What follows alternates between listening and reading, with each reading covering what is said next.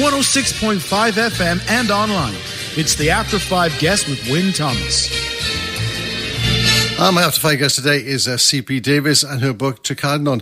Thanks for your company this afternoon. Well, thank you. Lovely to be here. Lovely stuff indeed. So let's talk about the start of the book, where John Simmons steps off the local bus at Trecadno. What's he there for? He's looking for a new start. He's a biology teacher in London. He's had a messy divorce. He wants to go somewhere peaceful and pleasant where he can start again in a nice, quiet place, somewhere where nothing much is happening.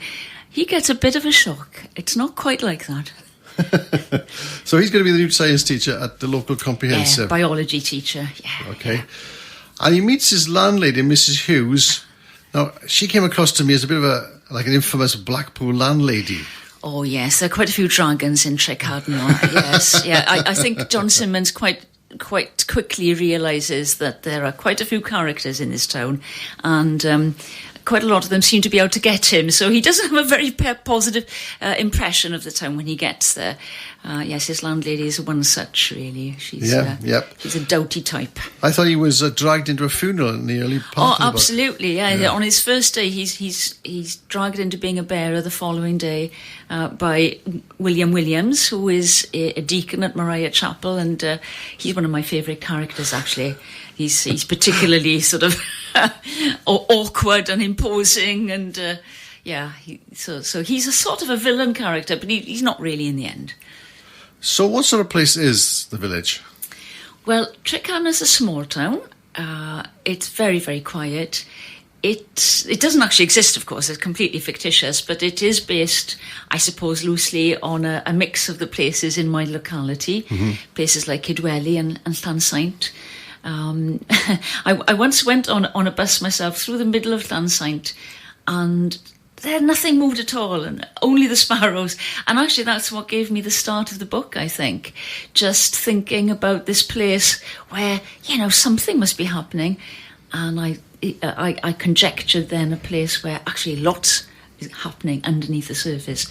But apparently, it's really quiet and peaceful and nothing at all is going on. Yeah, you say William Williams is one of your characters.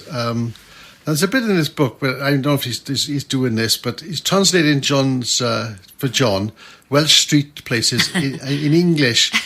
I think he's making them up as he goes along, isn't he? No, these are all proper Welsh names. These are animals. I'm not Welsh first language, but I do try and learn, and I've got a lovely book at home called Mammals of Carmarthenshire, which gives the Welsh names, so I picked on those. This is all linked to the fact that, of course, foxes are really important in Trecadno. Trecadno means town of the fox, and so we make use of carnivorous animals in the street names. That's just a bit of fun, really. Yeah, I mean, Cadno, yes, Welsh for fox, but he had all his different parts of the village which were named after animals as well. Yes. And you found those in a book. Yes. Well, I mean, you can obviously look up the name for weasel and polecat and what have you. So yes, it was just something to amuse me. I decided it was quite fun to have all the streets named after animals. Now, poor John, his first day at school is, nobody knows who he is and why he's there. Is that typical of a comprehensive? I think, yes, I think it is. I mean, I think he has a worse time than most people because he gets completely doused with rain and he has to change and he doesn't know where the staff room is. He's suddenly faced with the fact that there's a ladies' staff room and a male staff room, which in fact there used to be many years ago. I was a biology teacher myself many moons ago. Oh, right. And that's why John's a biology teacher. Yes, absolutely, yes. I've got experience there to draw on. And in fact, the first school I worked at had a separate male and female staff room, so and wouldn't be the case in London. So he's a bit bewildered, and so yes, he does have a rough time. So those days then, were you allowed into the male room, or were the males allowed into your room? Oh no. Definitely not. Good heavens. Mind you, I'm turning the clock back. I mean, Trecadno is set in 2003, so by then I should imagine most of these things had actually disappeared. Trecadno is a little bit of an anachronism. It's a little bit of a time warp, And the head of science doesn't give him a good time, does she? Oh, no. She happens to be his landlady's sister. they're two ladies cut from the same mould, rather large, rather robust, shall we say, and yes, causing trouble. Yes, another thing with Mrs. Hughes, just like a Blackpool landlady, he had to be in by 10 o'clock every night, or the door would be locked. Oh, 9 o'clock in his case, absolutely, yes. 9 o'clock, yes. okay. She won't give him a key under any circumstances, no. So let's have a look at some of the other characters in the book, which is Mrs. Wants Me. I don't get this right, am I?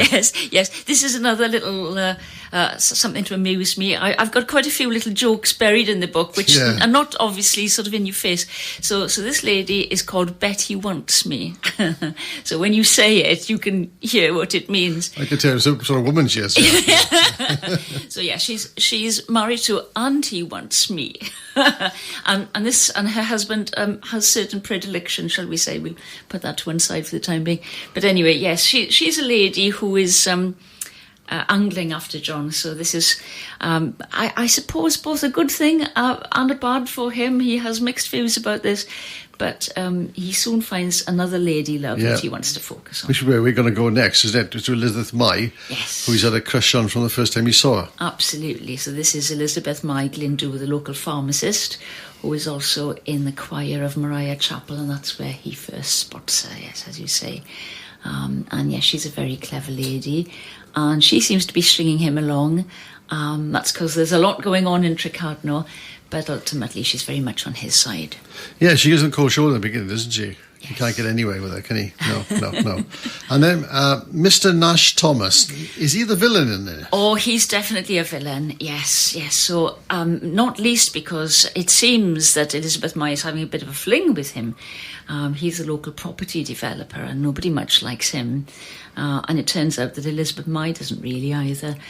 He comes to a bit of a sticky end, poor thing, and there are definitely suspicions that the locals have had it in for him. And there's a lot of sort of black magic undertones in the book as well. So the reader, and John in particular, is not quite sure what's going on, and he's a little bit anxious, really, about how Roger Nash Thomas comes to his sticky end. But yeah, I mean, we'll come to that black magic bit in a bit now, but isn't it a bit where he sees, am I right, if I can remember rightly, that he actually seen kissing Elizabeth? Oh, yes, in the pharmacy, absolutely. which completely upsets John, doesn't it? Oh, it upsets him terribly, yes. He wasn't expecting that at all, and very bewildered. And of course, Mr. Nash Thomas has got plans for the village, which nobody seems to like as well. Absolutely. So yes, he's hoping to build lots of houses. His wife takes over the local newsagent and turns it into a hairdresser. This is scandalous. Big scandal. Halloween, as we said, Halloween is a strange kind of thing, isn't it? Yes, so they have a Halloween vigil. Yes, absolutely. This shocks John. This is yet another thing that he wasn't expecting. And the townsfolk turn out in the square. It's not really a square, it's a figure of 8. It surrounds the chapel and the church, but they form a big ring holding candles to remember the spirits of the departed. So it's all a bit spooky. And he goes along with it, mainly because Elizabeth May asks him to, but he doesn't really know what's going on. And then later they walk up to the stone circle, which he thinks is actually something that's rather like Stonehenge. But of course what it is the goddess of the Bayard, the stones that were put up for a nice death vote in the 1950s. So it's not ancient at all, really, but he doesn't know that. He thinks he's going to some ancient place and some terrible ritual is going on. A bit of Stonehenge, a bit of Stonehenge, yeah, absolutely. So yes, it's all very unsettling. Yes, Halloween is no one like dressing up as somebody. They don't bother with trick and treat in Trecadno. They do it properly in Trecadno. You want to do it different, did you? Yes, they give them a blinking good scare in Trecadno, I can tell you. Now, the back cover of the book says that something wasn't right about the village. Now, the end proves that. What is the inspiration for all that? Well, I think really I'm trying to wrong foot poor old John. I want him to not know what's going on, and it's important from the villagers' perspective that they have smoke screens, that there is something going on, there's something big going on in this village. It's not really black magic, but they're throwing smoke screens. They're they're making people think, oh yes, well, this is happening or that's happening. They're trying to deceive, I guess, really. And John is certainly deceived, and he really doesn't know up until the last moment quite what's going on. And he is a bit worried. He thinks that maybe he's going to be taken and sacrificed or whatever. Well, I can recommend, if you're to read the book, because I tell you what, you don't realise what's going on, and you are going along nicely, looking at parts of a village where things go wrong. You've got people there who are only there for their own ends and things like that. Mm-hmm. And then suddenly this hits you in the last couple of chapters. So you really have done that, Christine. You've really sort of hit people with that sort of thing. Yeah, well, the last chapter is called Revelation, and that was my intention, I think. and the thing is, it's actually testimony to the fact that the villagers are now trusting John. They're bringing him in to help them. They need help, as it happens. He's willing to come along. He doesn't know what's happening, but he does his best. And yeah, in the end, he learns what's going on, like everybody else. And it's a very happy ending in the end, which is hopefully not too much of a spoiler. But yes, it looks, he's not sure about it for quite some time. About it. You'll never guess what is actually going on in this book. So that's why you must read the book. You must buy the book. Yeah, read it. This is your first novel, is it? Yes. Yes. So it's always something you wanted to do? Oh, yes, I think so. Well, actually, this novel has started life a long time ago, over 20 years ago. And I work and life, etc., being what it is, that I didn't manage to go anywhere with it. And so once I retired, I picked it up again and dusted it down and fiddled with it. So was this end always there? Sorry? Was the end always there? No, I don't think it was. I think... although I had thoughts about the end, I think I didn't really do it properly until I actually went back to it and started writing again. And yes, I wasn't quite sure where it was going. So is there another one? I would like to think there might be another one. Oh, yes, okay. Yes, I must say I really do enjoy writing, and I think the comedy is quite deliberate. I have a great deal of fun writing it, and I enjoy a good laugh. There you are then. So that's my... After 5 guests today, that's C P Davies. Trecadno is the book. It's published. Candy Jar. Candy, yeah, okay. I believe it is that. There we go. Well, thanks so much for coming along to me today. Absolutely delighted to meet you, and good luck with the book, and also maybe the next one as well. Oh, thanks ever so much. There we go.